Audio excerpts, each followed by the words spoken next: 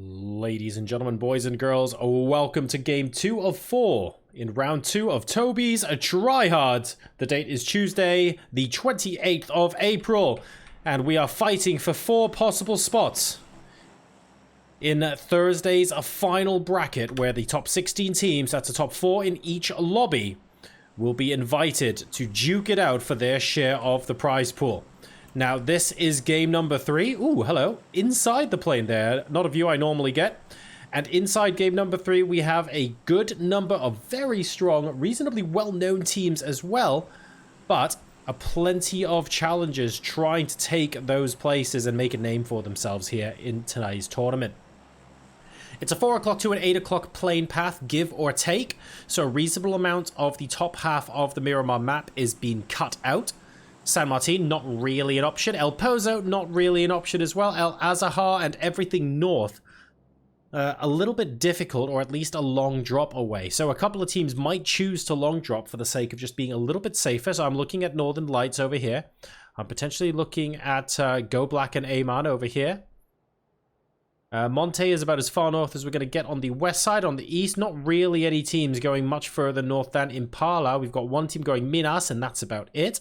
And, ooh, it's a far south circle. I guess with that plane path, it's not entirely unexpected. So, 3 different teams fighting out in Los Leones. Regnant Espor. Or Regnant, I suppose, Esport, if you're doing this in English, but it's Espor in other languages, of course. So all shapes and sizes of team names here. But they've got north of Los Leones. We have a team west, which is the Adepts, and a team over here to the east as well, which is Friends. Now, Friends impressed a lot in round 1. They're going to have to pick up the game a little bit in round 2. They got some kills last game, but unfortunately not enough for them to effectively be, well, in the running for the top 4. Not just yet, anyway. Let's go ahead and take a look at the overall standings. I can see them, of course. You guys can't. But let me go ahead and give you a rundown of what's happening after game number 1. Northern Lights, first with 24 points. And no surprise there. RedlineEU are second with 15. And the Adepts are third with 12 points. Then in 4th place, we have ITHR with 8 points. And PayPay are there with 7. So they were thereabouts at the end of the game. And that seems to be what made the difference for them here. Otherwise, it doesn't look like anyone's really dropped on top of each other or anything like that. Noki is reasonably close to Lucarux. That could be interesting. I don't think they're close enough to have heard each other's footsteps just yet, though. Nice level 3 vest there for the RedlineEU player in the warehouse. Man, I wish loot was like this when I played pub games. I seriously do. Much ripperoni. I'm not salty. I promise I'm not salty. Wadez, one of the first people, if not the first person to be out in the last game. Making a run for it. Using that buggy. Oh, needs to be quick. Murphle got a couple of shots in edgeways, but he manages to get the buggy out of that scenario, and hopefully we'll be able to bring it slightly further south to his teammates. So Team Friends, a little bit risky to start things off, I'm not gonna lie. Nail Cop was very close to spotting Wadez there, but it looks like they will just about get away. And no, actually. Oh, goodness. Oh, no, that's Nail Cop with the headshot as well. Picking off the tire on the buggy. Wadez just a little bit too greedy there. I thought he'd gotten away with it, I'm not gonna lie. I thought he was in the clear and completely fine. But it looks like Regnant have other ideas. Unfortunately, that frag got caught up in those pipes. If it bounced properly, it might have actually got it. Wadez now down to about 20 hit points. Goose is going to have to go in for the revive very quickly. It's now or never. And Goose is reviving. Okay. Nail has been slowed up extensively thanks to Hell Snipe. I think the consensus was Hell Snipe. I prefer Hill Snap. Plenty of interpretations there. Not the greatest amount of meds going on right now for Nail Pop. Hell Snap will get taken down by Crepper. That buys Nail just a little bit of time. Good nade onto Hell Snipe. Actually, he could have stayed behind that wall, but he just didn't want Nail Cop to get line of sight. Nail Cop goes down now. Exens could be in trouble to Grober. Grover gets the M4 spray and will actually get the finish as well. Crepper coming in now. Wadez is back up and is rezzing Hell Snipe.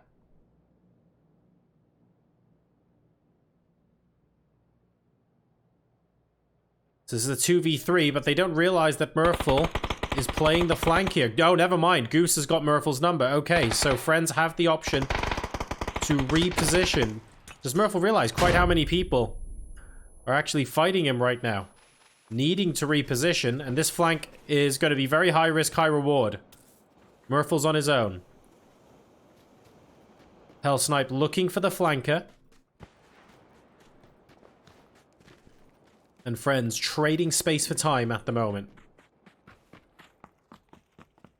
Very sensible thing to do. Murphle can breathe a little bit of a sigh of relief. Lots of open space though between Wadez and the rest of Regan. Oh no, Unity are going to get involved in this fight as well. Orange is on the south side of Los Leones, and this could spell massive trouble for friends. They should know that that's a different squad, and as a result, they have to decide what they want to do. If I were them, I would move east as quickly as possible and just avoid getting trapped. Noki, oh dear. We mentioned he was very close to Lucarux. How's that for close? Lucarux will take that. The Adepts once again down to 3 early on for the second game in a row. Oh my god, I beg your pardon. Down to 1. Sunzi, the last person standing for them. That's not good. Redline catching them very early on. Marv is actually surprisingly close to where Sunzi is at the moment. And has a vague idea of where Sunzi might be too.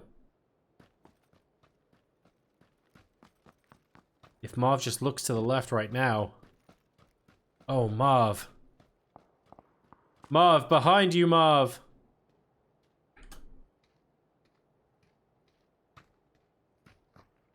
Almost visible, but not quite. Here comes the Hail Mary exit play from friends. Deciding to move away from third parties and at the very least just hope that they're fighting fewer squads here. Danimon from Unity will be their closest player of enemy extraction, but friends, I think, have bought themselves a bit of safety right now. Remember, they are still comfortably within circle. Be interesting to see if Anorek gets anywhere close to them. They're going could they go all the way down south and then move towards where ITHR are now? I suspect they might, but they could also just move straight into Los Leones from here. Not too many teams playing out in the blue this time compared to last game. So already we're seeing some differences. JB Solomon, thank you very much for the compliment on the music choice. I'm nerdy, but I like to think it's tasteful, good listening nerdy. Let's just say that.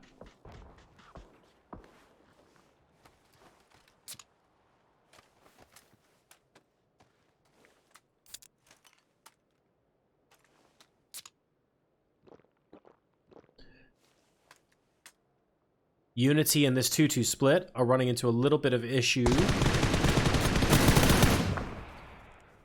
Pretty much everyone is shooting Orange and Hiruzen over here.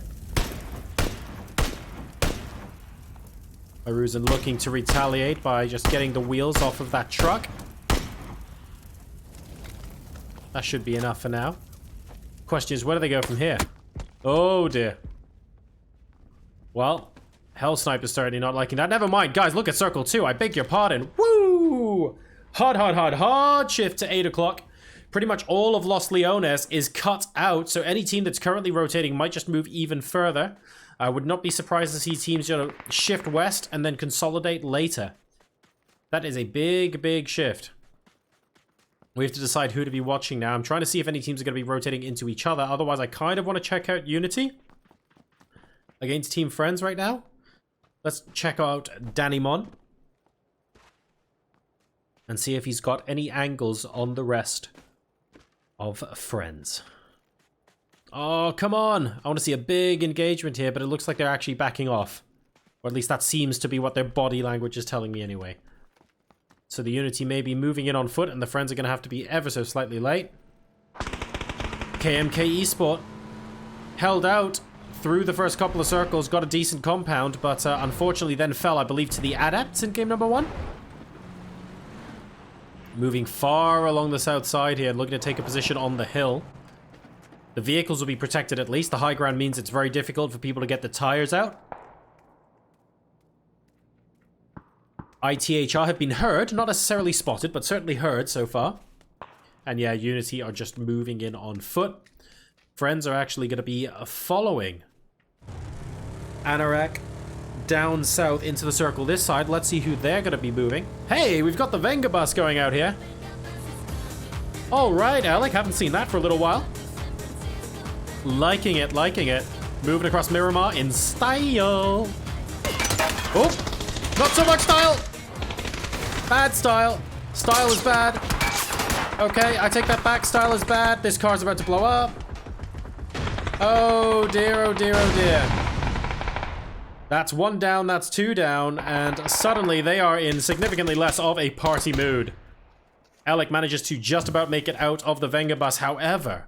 DNKK with a potentially excellent Molotov. Not going to be needed, actually covering the tracks there. The body actually rolls into the fire. That's about as good a molly as you can get, really. Short of hitting them. And ITHR will absolutely wreck Anorak. Now, guess who is coming in exactly the same way? It's Team Friends as well as I, the Storm, who are right behind them. Oh me, oh my. Here we go. Lots of bullets coming the way of Insides. I don't want to say he's gotten away with it yet because Juarez is right here. And, ooh, that's some great airtime on that Murado. Can we pause and appreciate the airtime there? And a great follow-up. Unbelievable there. That was like the first 5 bullets of the spray getting Hurricane. Juarez is an absolute beast. He's getting shot, though. Got a headshot from somewhere down the line. And is going to have to move further down. No, he won't be able to make it. Oh dear, either Storm eliminated. Friends have done a tremendous job there. However, ITHR is waiting for them when they get into circles. So they've got 4 kills so far. Goose and Hell Snipe are going to have to think of a creative way to get in without getting absolutely trashed by ITHR, who are doing a great job of gatekeeping literally everyone who is on that coastal path. Now, circle number 3, a little bit away from the water, fairly donutty. We're a lot happier with this situation. The Friends, though, while they have arrived on a crate, they've also moved into direct viewpoint of Sunzi, the last surviving member of the Adepts. Just the 1 kill to their name. Not great so far. The Adepts got a large kill count in the previous game. But they weren't able to make it into the top 10. Sunzi has not got the same kind of kill count here so far. So they will need to think of more creative ways to sort of snake into a top 6 position and salvage some points for the team. Remember, there are only 4 games to qualify for the finals on Thursday. Now is not the time to be getting a game with 0 points, is it now? Set gets completely dismantled by Regant, and I don't think the rest of Unity can do anything about it. The Friends are now moving. They've decided to go north. The coastal route doesn't work out for them. That's fine. Let's go inland, they say. Let's try and look for some other routes where there isn't going to be someone on top of a mountain somewhere smashing the hell out of us. This could work for them, but they are rotating very close to where Sunzi is, and that does concern me. Hell Snipe doesn't see Sunzi, and he's incredibly close. Sunzi, though, gets seen by other people. And I think that was from Unity. Oh, we want to see potentially Sunzi win this 1v2, but the third party here is going to be strong. Very strong indeed. Hell Snipe is there or thereabouts, but they will have to move on in. And any closer, and they will attract the attention of Unity.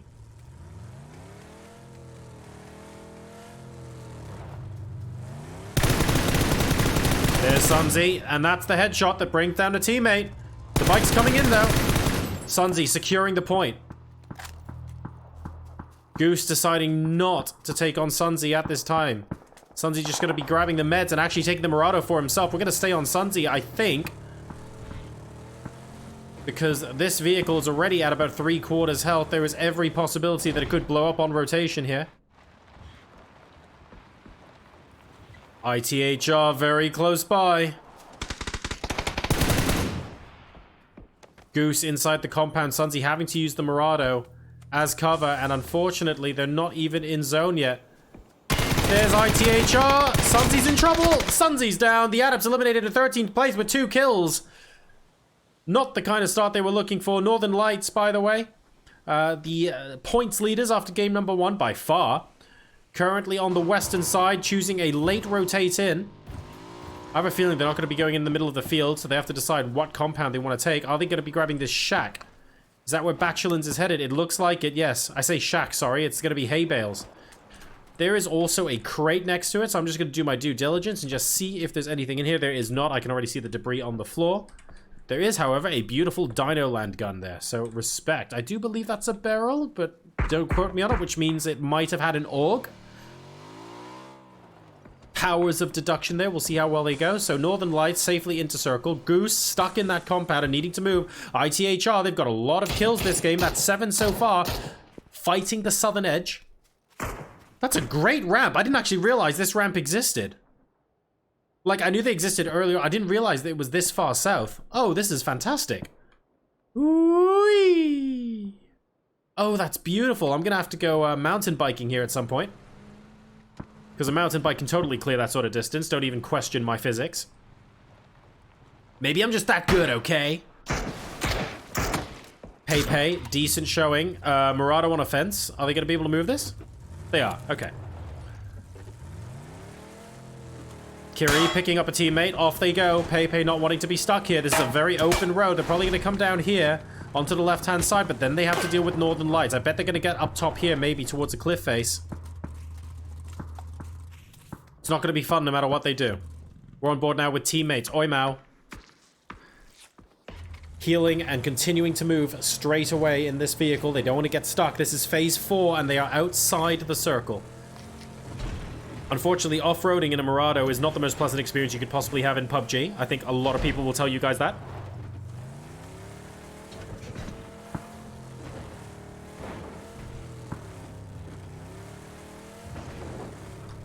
Gonna be very, very oof.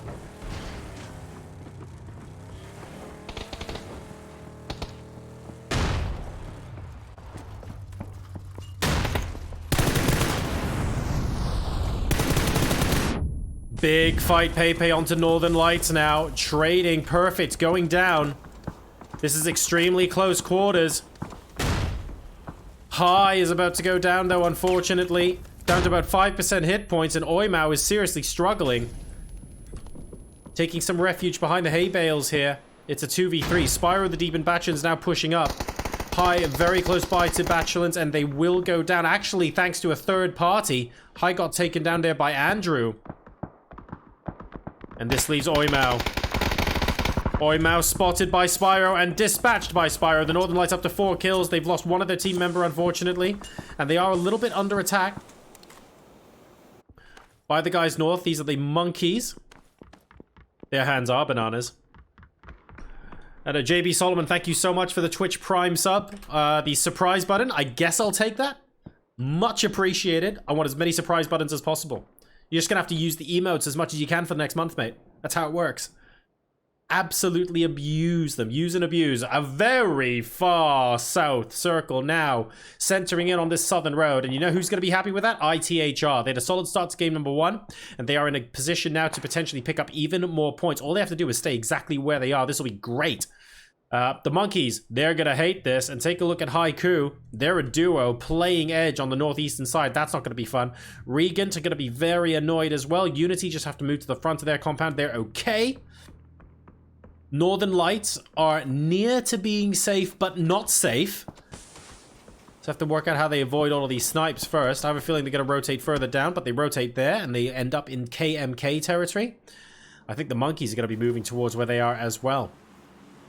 They have the option of using vehicles. I don't know if they will. Depends on how exposed they think they are.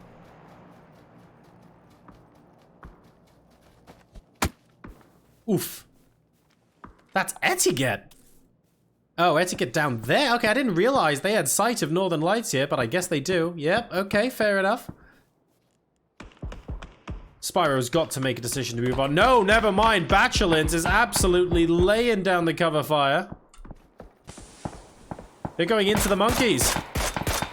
Second member spotted, second member knocked. Haiku spotted in the distance. They're in the blue.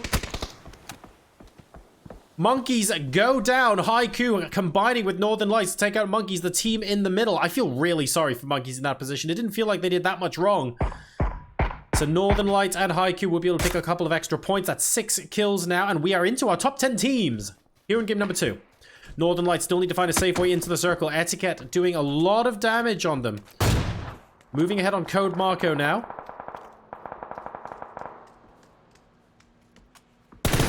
They've got Team Haiku very close by. Wow! What brilliant sprays! And ETIGET will pick up those points and finish off Haiku. I think that might have bought Northern Lights a couple of seconds. Maybe? They still have to decide how they move into the circle from here. The 2 compounds are very taken. One surviving member of Unity now fighting out against the entirety of Regant. This is not good. Unity have got the superior position in circle eventually, but they are getting shot at. They're getting shot at by the Rozhok Roosters. Is Hiruzen really going to run past this crate? I think he might, you know. It's like at this point, if you're getting shot non-stop... Oh, this is dead. This is death. I smell death here. The tractor feels more desirable than the drop, and I don't blame them for it. Northern Lights are safely in, but they're safely in such a way that the Rozhok Roosters constantly have sniping positions on them. And it's another hard shift to the road. It's a hard shift to the 8 o'clock position. So the 2 teams in the compounds will be fine. ITHR will be mildly annoyed. Regant, they're going to hate this. Goose is going to hate this. Hiruzen's going to hate this because you're in the middle of a field, mate. There's really not much you can do. ETIGET are not going to like this. They're going to have to move straight in past the Rozhok Roosters. I don't really see a way around. Unless they all get vehicles and somehow manage to go through other teams. They basically have to go through the Roosters right now. Maybe they can hug this edge here. That's Goose down from ITHR. So that's the Friends out of the game in 9th place. We're now into our top 8. So let's see where the points are going to go. Remember, Northern Lights, 6 kills, still with 3 team members left alive. Basically deciding whether or not they want to be fighting the Roosters. If there's an opportunity, they will take it, but I'm not sure they can spy one just yet. Johnsy gets a couple to the face. That'll certainly alert him that someone is here. Zacho is the player I'm a little bit worried about. Off to the right-hand side. Not necessarily on Bachelin's radar. Just quietly in these crates. That could end up being the difference here. This could be the spoiler maker. Zacho right here. The Deep and Bachelins are getting within footstep audible distance now of Zacho. Zacho will know that this could actually be the difference between winning and losing this fight. KMK goes down now. The Roosters will know that people are here. They shouldn't be losing people to Nox. While Zacho is here feeding them information. Bachelins is right on top of him. And the Deep, just the other side of the vent. He's going to hop through. The moment the Deep hops through, I think that's when Zacho is going to knock and kill the Deep. The question is, does Bachelins get the trade?